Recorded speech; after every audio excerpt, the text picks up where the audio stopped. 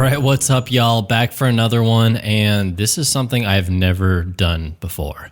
I've never done a podcast responding to haters. Generally, I just kind of ignore it, and I don't think I have a lot of haters.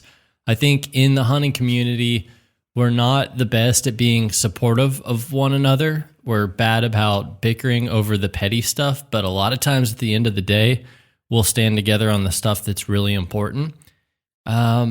And, you know, I've done enough YouTube stuff, enough photo stuff, enough video stuff that I've developed a pretty thick skin. You know, I can do a review and then somebody can really hate the product, but I don't take that personally. I can do a hunt and people can say, oh, the audio was bad. There was wind noise the whole time. And you know what? They're probably right.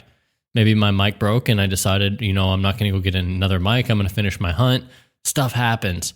You know, I've even done gun reviews where I look back at it and I'm like, okay, I can see from the camera angle that my muzzle discipline did not look good. Sometimes it truly was the camera angle. Sometimes it was me not setting the best example. Again, stuff happens. And I've developed a thick skin, so I try not to let it bother me, try not to let it affect me. I think that's important for all of us. If we're going to be involved in the conversation, be trying to move things forward, talk to people about stuff that matters, arguments are going to come up. Insults are going to fly around. When you start talking about subjects that people are sensitive to and that I guess people have strong opinions about, especially in this industry, you know what? Sometimes they're not going to go your way. So I've tried to develop a thick skin and I feel a little bit petty doing this. And I kind of come from the marketing background of, well, if there's ever somebody saying something negative about you and you don't believe it or you know it's untrue, you know what? Just change the conversation. You do you. Talk about what's true. Talk about who you are. And I genuinely believe that, but I saw something that was a little bit disconcerting and I wanted to bring it up. I wanted to talk through it. I wanted to acknowledge it. So I was looking at reviews of the Adventure One channel on Apple Podcasts. I'm not really an Apple user. I'm more in I love Adobe products and I kind of fall into the Android and Windows route on most things. So I don't live in Apple Podcasts, but I do acknowledge that it's the number one platform where most people do listen to podcasts, and it's the one platform where star ratings really matter. So if you would like to give this podcast a star rating, I would really appreciate 5 stars if you really enjoy it. If you think it's worth something less than that, give it what you think. But when I was looking at the reviews, I saw that my average was a little bit weird. It was a strange number. When I looked at it, they were all 5-star reviews and then 1-star review. And of course, it was the 1-star who left a comment.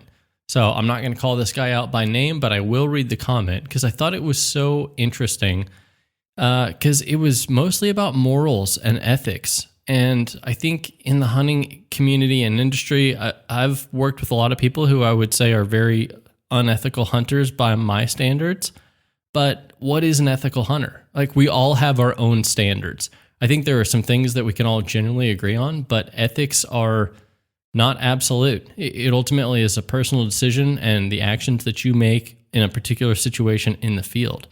And this guy was just talking about this stuff, and he was mostly responding to the nilgai hunt, parts 1 through 4. So this was down on a public land hunt in Laguna Atascosa. One of the hardest hunts I've ever done. You can't take a motor vehicle. You have to hike or bicycle in. It's archery only. You have to wear orange, even though it's archery only. You can shoot nilgai antelope or white-tailed deer, depending on which hunt you were drawn on. Obviously, you can shoot feral hogs. Pretty much anywhere in South Texas, you can shoot feral hogs. That's what a lot of his beef was about. Just really, really tough hunt. And to me, this was very much the perspective of a Monday morning quarterback trying to just look at things, you know, hindsight's 2020, and look at things from a very comfortable position, not from the position where we were struggling in the field. And he mentioned a lot of negative comments that were kind of disturbing deep down, not just because I'm offended. Honestly, it takes a lot to bother me. I do feel like in some degrees I'm pretty sensitive and pretty in touch with when something hurts, but I've kind of acknowledged that some things are going to hurt and that's okay. And a lot of times I end up being a contrarian. I'll take an opinion that's not cool because I'm like, no, this is what I think. The mainstream opinion's stupid. And sometimes I'm even more motivated to be a contrarian. So this isn't about just being likable. This was more when I looked at this and I saw that so many people are rating things highly in terms of star rankings, comments, and then this one guy took it this other direction. It made me wonder if I was being misconstrued, if I was being misunderstood. So again, I'm not going to mention him by name, but I am going to read this novel of a comment that he wrote and then respond to it. Again, this was related to the Laguna Atascosa Nilgai Hunt parts 1 through 4, and it was titled Pretenders. Gloating about wounding a hog and then flinging 3 more arrows into its head as it flopped around, adds the disclaimer while laughing, and they only do this to pigs because they're pigs and we don't do this to deer, then describes how they stabbed the hog multiple times until it finally died. Knowing how crass this trio sounds, they make the claim that they're not trying to make light of killing an animal, after having literally done so, and the excuse that the U.S. Fish and Wildlife agents encourage everyone to just murder them, quotes, highly doubtful. They do add that their behavior was more likely caused by being caught in the moment. Unfortunately, these hosts, they don't understand ethics but merely pretend to. Hunting ethics governs how a hunter should view and take the life of any animal, not just the popular ones or preferred ones, not caring about needlessly inflicting pain or prolonging it on whatever the animal, and laughing and describing the way they killed this hog shows their shallow and poor character. But they're just pigs, right? Another one tells the story of how other hunters had frustrated him by potentially ruining some chances on an animal when later he spots a doe with a fawn. Since he's coming up empty so far, he decides to take the doe. Being caught in the moment, he flings an arrow at a moving doe, less than an opportune shot, and he wounds the animal and never recovers it. He's told by other hunters that they saw the intestines hanging out of the doe as it ran past them. Simply killed a doe and left its fawn alone. This was the second whitetail he wounded in a few hours and never recovered, shooting both and left of where he aimed and hitting the animals in the abdomen. Not a good shooting opportunity? Simply don't shoot. It's really that simple. The host calls other hunters names after seeing the hunter's discourteous behavior, walking around plainly, or by their talking loudly or potentially spooking animals. But when the hosts do it, it's because they're having a rough day and they are tired. These guys are pretenders. Talking seriously about hunting while gloating about prolonging the suffering of a pig they shot 4 arrows into and then stabbed to death. Criticizing other hunters' poor behavior only to excuse themselves when they later do the same thing. Sorry if that was a bit choppy as I was trying to read it. The way it was written was very, I guess, conversational and jumped around quite a bit. And I think you can understand why reading this is pretty disturbing and pretty upsetting to me. Because I think some of it focuses on maybe one little moment. Heck, in my video, some of the things that they're talking about are 4-second clips that turned into a paragraph, whereas other things that were huge portions are left out entirely. So I don't think this is painting a fair picture of that hunt, but that doesn't mean it's all untrue. There is some of this that absolutely is true, and some of this that I would agree was negative. And of the things that were negative, some I would legitimately acknowledge were mistakes. Mistakes in the field that when we do a podcast, we're not trying to tell the glossy, perfectly ethical, look how perfect, look how good we are story. We're trying to tell it like it is, like it really happened, and be real.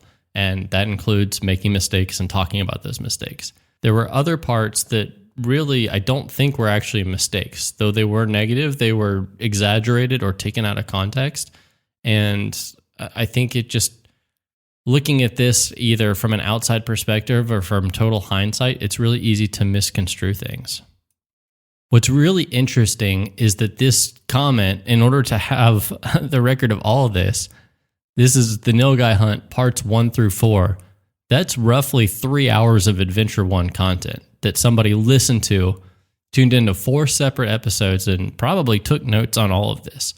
And so I want to acknowledge that this is probably coming from somebody who is maybe anti-hunting in general, or just really doesn't like me or my method of hunting, but somebody who still listened to 4 different episodes and 3 hours of content in order to come up with this conclusion of why it was so bad, why it was so awful, and why we're just pretenders.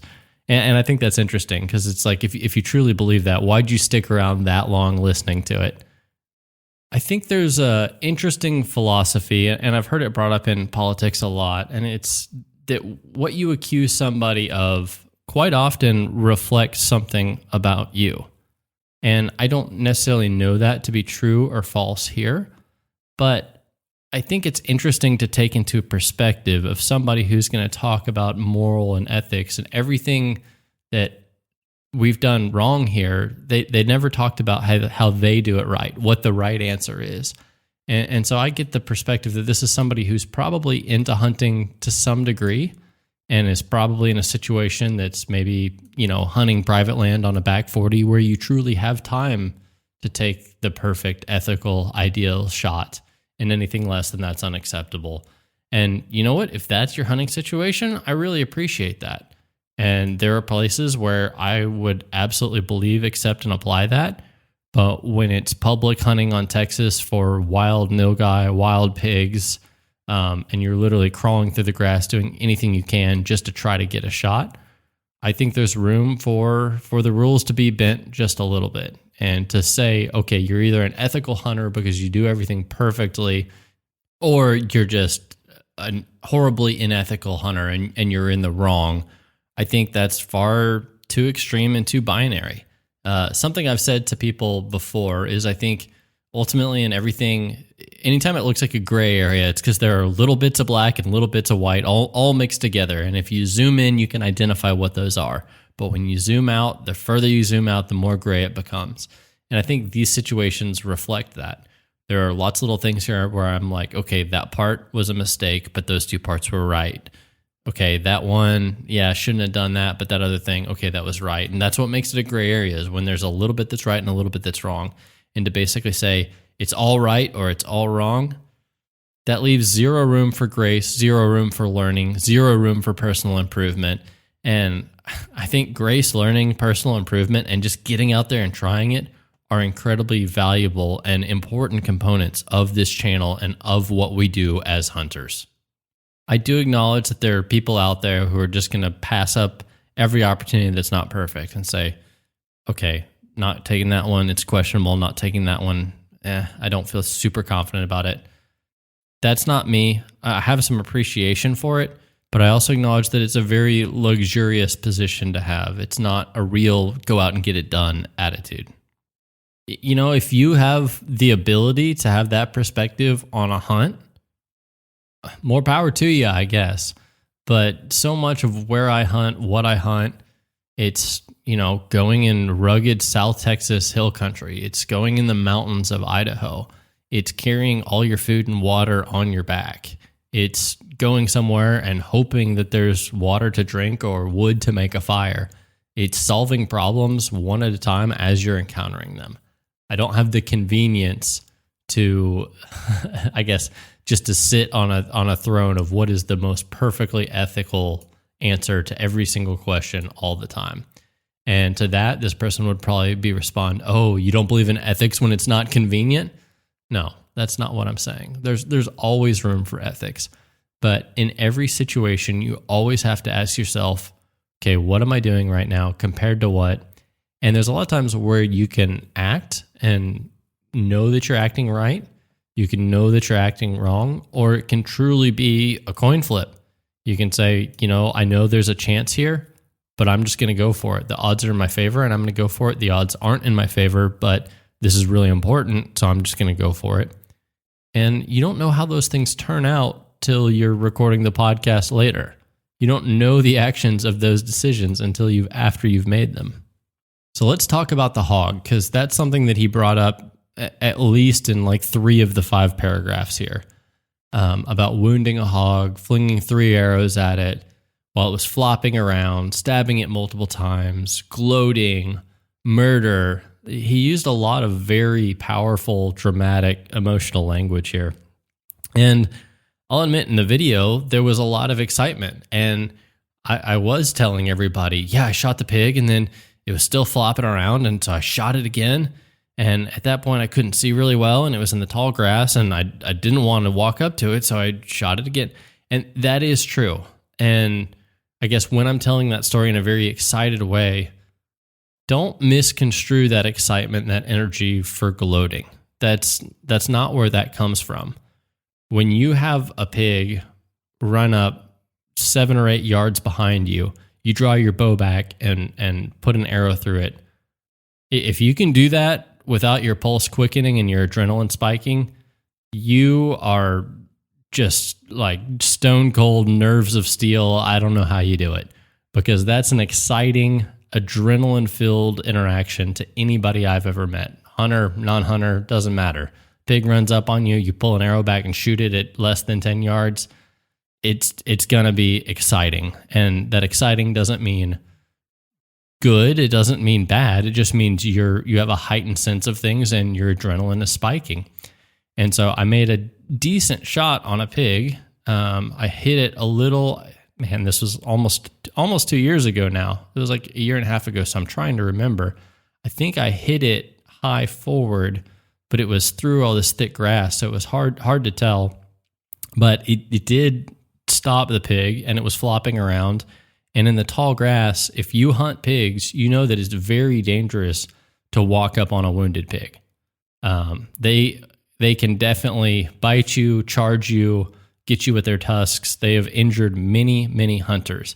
And the other danger that I don't think is discussed nearly enough, if there's an arrow hanging out of an animal and it's flopping around, that broadhead's flopping around too. So it's prudent to keep your distance. And if you can see it and if you can approach it safely and dispatch the animal cleanly, then go ahead and do so. But if the animal's flopping around and you're in tall grass, it's really hard to know what you're getting into as you're stepping into that situation. So yes, I know I stood there and shot either 2 more arrows or 3. I don't remember. So the guy is accounting. He says 4 arrows. Maybe that's right. I honestly don't remember if it was 3 total or 4 total. And from my perspective, it doesn't really matter. The pig was there flopping, and he disapproves of me shooting more arrows at it. But what's a better situation? Again, we always have to ask ourselves, compared to what? Is it better for me to just leave that hog sitting there, just flopping around? Or is it better to try to hasten its death by hitting it more times? I'm not trying to stick it more times just to use it as a pincushion. I'm trying to hit it more times to end that animal's suffering, to expedite death. And because of the tall grass, because it was getting dark, because you can't spotlight animals at night, because you can't carry a firearm to dispatch the animal, the only choice I had was my bow or my knife. And I ended up using both of them. So when the animal was still there flopping around and potentially was a hazard to me if I approached it, I started putting more arrows into it. As soon as it was generally still, and I felt like we could safely approach it, then that's when we realized, okay, this thing's still alive, it's still kicking, and we put a knife into it. And again, that was a very exciting moment. Not that we're gloating with joy, but more just how wild and crazy is this? And in a way, it's out of admiration for the toughness and the tenacity of this animal. Wild pigs, especially in South Texas, it's interesting. Like, there's wild pigs a lot of places, but the ones in South Texas seem to be a fair degree tougher for the size. Pound for pound, they're one of the toughest animals I've ever hunted. Actually, no, pound for pound, they definitely are the toughest animals I've ever hunted. And especially down there, the rock pigs, we call them in the Southwest, they are just tough animals. And so a lot of this is not gloating about killing the animal. It's an admiration for how tough it is, but also the extreme situation where there's a wounded animal that is just pissed and furious. And I'm not happy that animal's wounded. I'm disappointed in myself. I'm stressed. And I'm just in a perspective where I'm trying to end this thing. Every effort, every arrow, every stab is trying to end this thing, because prolonging it is wrong. So I think to this commenter, what would you do in a situation where shooting it again and stabbing it is apparently the wrong answer? What's the right answer? Leave it flopping there?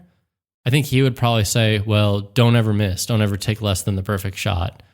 And just because it's a pig doesn't mean you should compromise the shot. Well, The intent wasn't to take a less than perfect shot. And if this was a white-tailed deer, it would have been one and done. But this animal was a little bit tougher.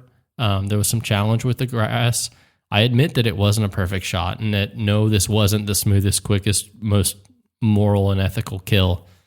But again, that perspective comes from hindsight. In the moment, it was a situation where I said, yeah, I'm going to take the chance. Like, no, I know this isn't perfect, but I think there's a good chance of getting this done. And guess what? We got it done. Not as smoothly as it could have gone or as intended. And yes, we did end up stabbing the hog in both lungs. And again, that it was not just because we were enjoying torturing this poor animal. It was because the pig was still alive when we walked up on it.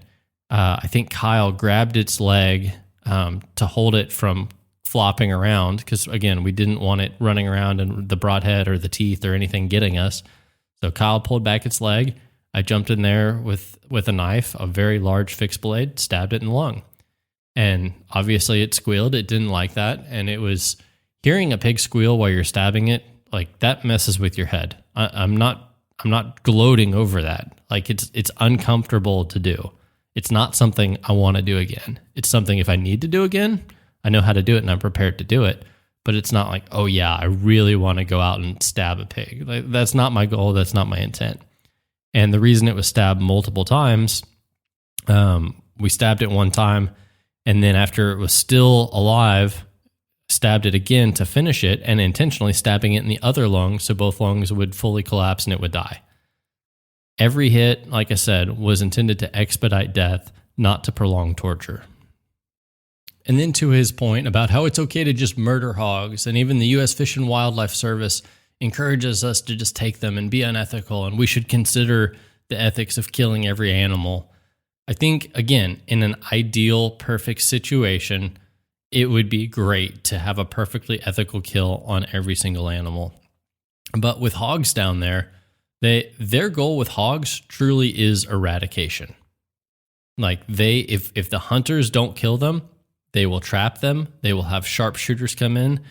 They will even spread out poison bait that, in my opinion, there's some interesting research now that I'm not necessarily against. I think there's some scientists in Louisiana and at Texas A&M University who have an interesting solution, but previous poisons were basically blood thinner. And putting that out into the environment, I think, is horrible. It can mess up situations for fish, for birds. The consequences are far more than hogs.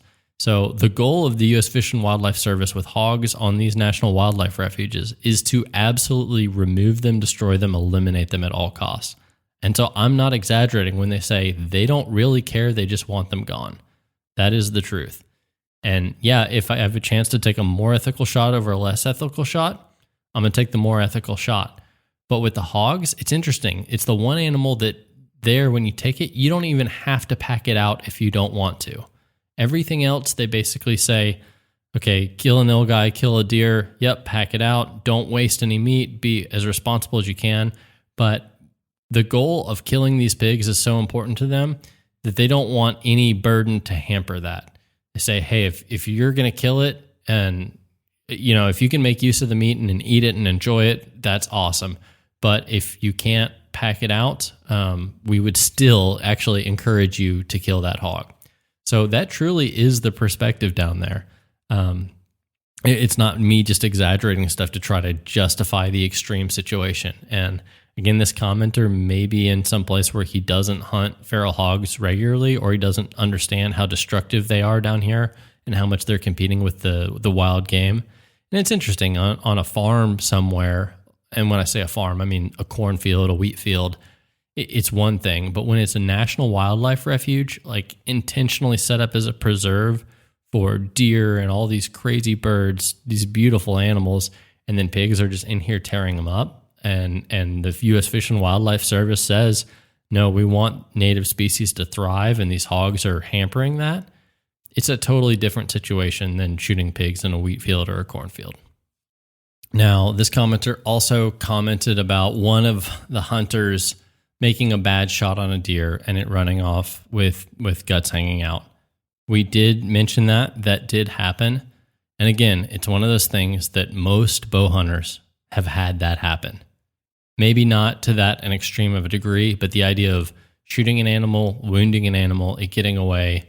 You know what? Even some gun hunters, I would say most gun hunters, at least getting started, have had something like that happen. And honestly, it's a part of it. It's not the intent. We're not prideful of that. We're not glad. It's not, oh, we're just we're gonna hit as many as we can, and then if we find them, awesome, cool. We'll just scoop up the ones we find. Absolutely not. That's not our perspective one bit. The goal is to make a good shot, to make the best shot we can. And when he says, oh, if it's not an opportune shot, what does he say? Not a good shooting opportunity, simply don't shoot. It's really that simple. Well, he put simple twice back to back. It's that simple in hindsight. But a lot of times it can look like a good shot. It can feel like a good shot. But if something deflects your arrow, if the animal moves at the last minute, archery, I've heard it said many times, it's a game of inches where you can do everything right and stuff still happens. Rifle hunting, if you do everything right, it's more likely than not that it's going to work out for you. But archery, you can do everything right and it still can go haywire. And I think that's not a reason to say archery hunting's bad, it's unethical. It gives us an increased burden to take a better shot. I absolutely agree. And so when we bring up stuff like this, we're not gloating about it, and it's not an attitude of, I don't know how this makes us pretenders, according to this guy. We're trying to be truthful and honest, and seeing a wounded deer run off is sad to me. Like, it's disturbing, and it's not sad to me because I didn't get the deer. It's sad because I didn't miss. I would much rather have a clean miss than ever touch the animal and not recovered it. It's happened to me with a deer. It's happened to me with a hog. Again, I think it's happened to most hunters. Heck, even bird hunting. Think of the number of birds that you just, even if it's a perfect shot, you take the perfect shot, you stone the animal in the air, it falls down, the animal didn't even feel anything, and then it lands in the tall grass and you don't find it. You know what? There are some times where you shouldn't take that shot because you have no chance of finding it. There are a lot of times where you don't know where that animal's going to fall. So you're going to take the shot. And it's one of those situations. So when we see this, man, we're trying to be real with you. There's too much outdoor channel, mainstream TV where it's all these just like highlight kill reels, or, if they didn't kill the animal in the most ethical way, they're not even going to show it. Or places where they even like recreate scenes, which, pro tip, count the arrows in people's quiver. Apparently this guy was counting all the arrows that came out of my quiver as I was hunting that pig.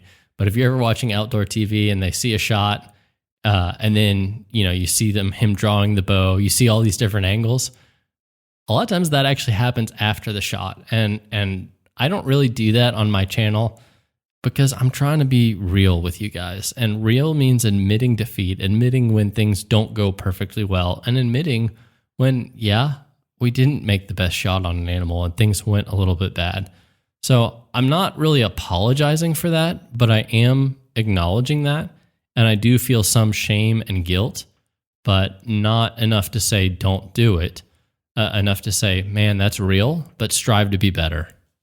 He also brings up another really interesting, and I think somewhat, this is probably the most controversial thing here, the doe with the fawn consideration. So most does during fall hunting season have a fawn. The vast majority do. It is the rare exception that don't. And a lot of times those are the deer that are very small, very young, and they're 1.5 years old, so they don't have a fawn of their own, or maybe they're just not particularly healthy, and so that's why they didn't give birth to a fawn, or they did and the fawn got picked off already by a coyote. A lot of times the doe has the fawn, and maybe the fawn's standing on the other side of the field and you just don't see it. Usually it's involved, and I don't think, if I have a chance if there's literally two does standing there, one with a fawn and one without one, I think the better situation is to take the shot at the one without a fawn. But, we can take that way too far because, again, the other one that I'm seeing, there may be a fawn, just behind the tree line that I'm not seeing. But we also have to acknowledge that biologists know what they're doing when they schedule these seasons. Generally, the start and end of fall hunting season in most places, I'm sure there's exception to this, but it's based on the growth cycle of fawns and when they can survive without their mother to make it through the winter. And it's usually when the fawn is eating solid food, not nursing. I have seen a fawn nursing in August and September, but I think sometimes it's because, it's in the middle of weaning, but that fawn absolutely can survive on solid food. Now, if you're way up north and you're in situations where there's tons of wolves, tons of predation, the winters are really, really cold, I acknowledge that may be different. And maybe that's this guy's perspective. But down in South Texas, a lot of people regard it as if the fawn has spots, be careful, probably don't shoot. But if the fawn, regardless of whether the doe has a fawn with it or not, hunting season is set so that the fawn at that age can survive. And to this guy's last point about us calling out other hunters for their behavior, called other hunters names, and after seeing the other hunters' discourteous behavior, walking around plainly, or by talking loudly and potentially spooking animals, but when the hosts do it, it's because they're having a rough day and they're tired. He basically says that we're pretenders and we have a double standard. And to that, I think there's a situation for all of this, right? When it is 7 a.m. prime time and you're walking down the path an hour after everybody's gotten in there and you're literally throwing rocks into the bush, hoping to spook animals out so you can try to shoot them, which is actually what somebody was doing. Daniel actually watched somebody do this. Yeah, that is pretty discourteous to other hunters. And, when I walked in late, I was later than one person, but I was way earlier than another person. So it's all situational. And so it just comes down to, are you trying to do the right thing or is it out of blatant ignorance and disrespect? And all hunters are going to mess somebody else's hunt up at some time. If not, it's probably because you're hunting on private ground where you're the only person there. And if you have that privilege, awesome. Again, enjoy it. More power to you. But when there's 200 bow hunters on one piece of land chasing these weird exotic animals, you're going to mess each other's hunts up. It just comes down to kind of respect. And honestly, there's probably a knowledge base, people who are getting drawn for these opportunities who haven't hunted around other hunters on public land a lot and really don't know kind of the etiquette, I guess, involved in that. And so, yes, there are times that we were talking loudly, that we did get in late, like stuff like that happened. And I acknowledge them again as mistakes. But sometimes when we're talking loudly, it's because we're, not in the main hunting area, or it's before or after shooting hours, or it's in the middle of the day and we know somebody's not near us. In those situations, I think it's fine. But when you're walking down the trail, again, at 5 p.m. or 7 a.m. prime time and you're just super loud, yeah, that's not the best. And again, I think it's interesting. I ran into a situation on my first day down in Laguna where I had pre-scouted, found a great spot.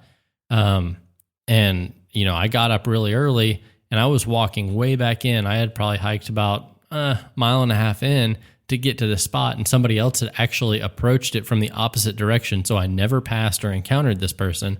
When I got there, I saw somebody else was hunting almost right where I was. I saw a headlamp of somebody trying to set up a saddle in a tree. And so at that point, I backed off, I veered into the woods, I turned around, and somebody else was coming in behind me. So I was stuck between a rock and a hard place. So yeah, I could intentionally go back and mess up that guy's hunt, go forward and mess up the other guy's hunt, try to race one of them to the position. None of that's right. And I just realized, well, you know what? It just didn't work out this time. I should have gone somewhere else. I should have come in earlier. But even if I came in earlier, it means I'd probably be the guy in the tree and somebody else would be messing up my hunt. So it's just in areas like this, people are going to run into each other. It's going to happen. Trying to think more like animals and think less like people and try to avoid the people is a good strategy. It's a good way to avoid this stuff, but it's going to happen.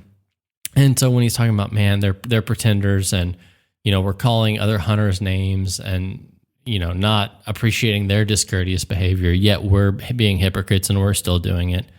And it's all situational. And in terms of calling other hunters names, dude, I'll call my good friends names. A lot of times in the situation, like if you're being a dumbass, I'll tell you that you're being a dumbass. It doesn't mean I don't appreciate you. It doesn't mean I don't acknowledge what you're doing. The fact that you're out there public land archery hunting is really cool. And I appreciate that. But you know what? Sometimes each and every one of us, we're kind of a dumbass. Things happen. And so I'll admit that, yeah, we make mistakes, sure. But it's just when somebody's a little bit blatant or flagrant about it that we're like, okay, really, dude? Come on. And I think the thing that disturbs me most about this whole comment is the title of it, Pretenders. Because everything we did here, showing the negative, was not trying to pretend to be right. Showing all the hard stuff was really trying not to show that, hey, you know, we're just so great at this and we're so awesome. It was trying to show that, you know what? We're struggling. We kind of suck.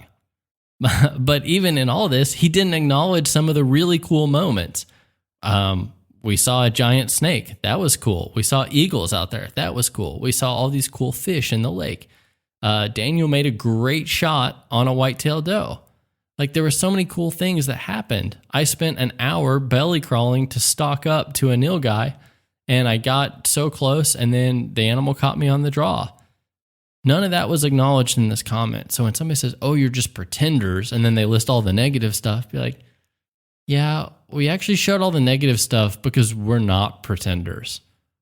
I eat wild game not every day, but probably more days than not right now. This stuff is critically important to me, and I was telling somebody, hunting isn't just something I do. Yeah, I have a hunting lease, and there's so many Texas hunters that are like, oh yeah, in November we go down to the hunting lease, and then beyond then, whatever, you know. I sight in my 30-06 in October, shoot it at 2 deer in November, and then put it away for the year. That's not me. Year round, I'm involved in hunting, fishing, shooting, something related to all of this, and I have to balance this with a full-time job. This isn't my job. I wish it was to just do podcasts and videos and reviews and stuff like that. I devote a lot of my own time, my own money to it, and it's hurt relationships, it's hurt scheduling, it's hurt other opportunities, but it's really important to me. Hunting isn't just something I do, it's who I am, and me and the people I hunt with, we're not just pretenders. Sometimes we're goofy, sometimes we're dumbasses. Sometimes we tell tall tales and fun stories and heckle each other a little bit, but we're anything but pretenders. So this perspective in this review, it's judging us from this artificial moral high ground that isn't realistic from those in the field. So this is something that I need to, as I'm talking about this, I'm thinking about, you know, do I hold myself to the same standard when I'm judging other hunters? Do I, you know, sit there and just, you know, backseat drive or Monday morning quarterback other people's hunts? I probably do. I think we all probably do. So this is a good bit of awareness to try to be more careful about that for myself and try to acknowledge that, yep, you can be in the field, living it, experiencing it, or you can be standing there on the moral high ground judging everybody. I think it's important to have morals and ethics, but between the field and the moral high ground, there's quite a long range, and it's important to understand that that's a continuum. It's a gradient, and we should appreciate and understand that whole spectrum. So I hope you enjoyed this. Again, this is kind of weird for me to make a whole podcast episode talking about somebody else's negative comment. I hope to not do it again, because if I do, it means I'm probably overly concerned with the negative and not thinking about the positive.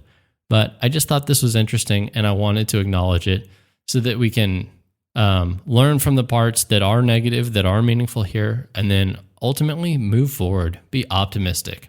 So with that, stay safe, be free, and never stop seeking adventure.